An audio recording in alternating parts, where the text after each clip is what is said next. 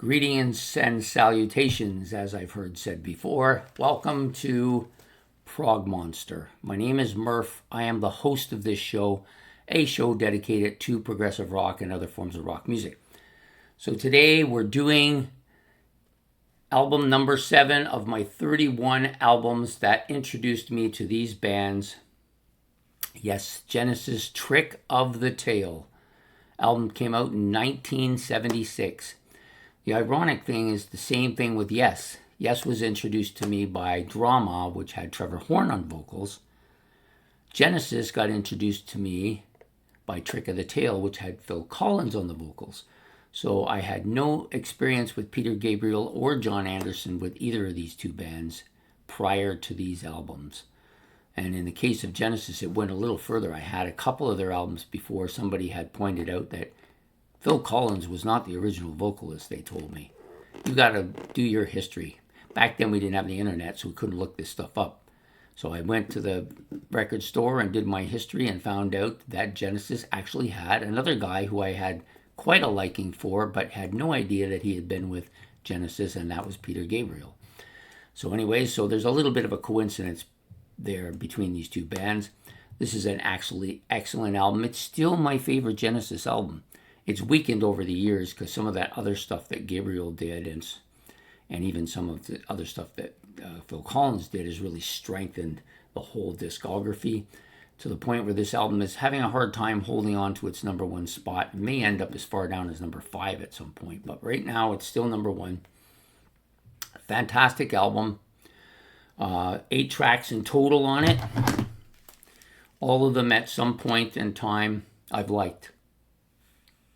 Initially, I liked Dance on a Volcano and Squonk and Robbery, Assault, and Battery. These were the 3 that I really liked quite a bit. But as I began to listen to the album, I realized there was other more complex, interesting stuff going on here. Madman Moon and Ripples became songs that I really liked a lot. And then eventually, Entangled came in there along with A Trick of the Tail, and so kind of nicely rounded out. Los Endos, I do like it. It's a little bit of an outlier for me, but not too much of an outlier. I do like that track is all.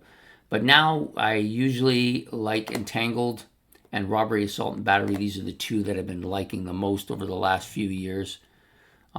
Just an absolute killer album. The album cover is really good too. It gives a little depiction from parts of each of the songs.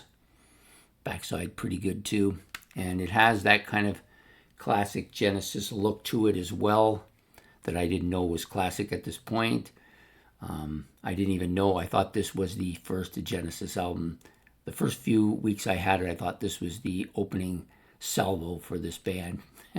Yeah, naivety, it's not a great thing. And actually, the lack of internet back then really made it difficult to know a great deal about a lot of things. You didn't learn these things till much later.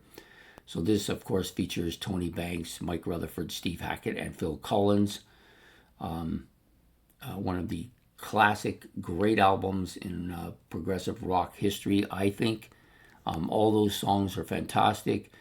I think Tony Banks is probably the strongest on this album, although I think Steve Hackett's pretty strong too.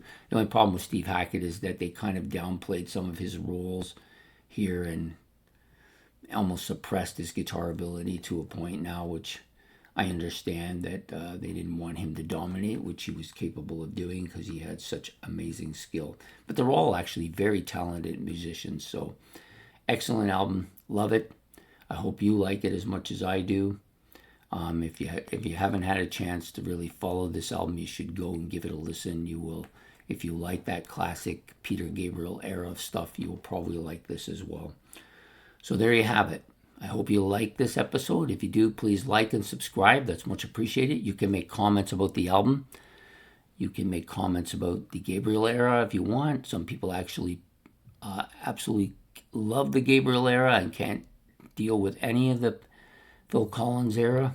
But I am not one of those people. There are 3 or 4 albums in the Phil Collins era that I really like a lot, and this is one of them. So anyways, if you want to leave comments, you can. Don't forget to hit the notification bell, and we will be back with the series tomorrow with my 31 favorite albums, or 31 albums that introduced me to these bands.